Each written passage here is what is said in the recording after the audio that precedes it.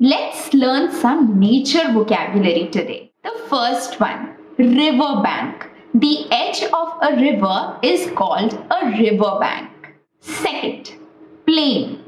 Not plain. This plain means a large area of flat land which has very few trees. Third, rivulet. A small stream of water is called a rivulet. Fourth, whirlpool. A whirlpool is a fast rotating mass of water in a river and it generally attracts objects towards it. Last, canyon. It means a deep, narrow valley with usually very steep sides.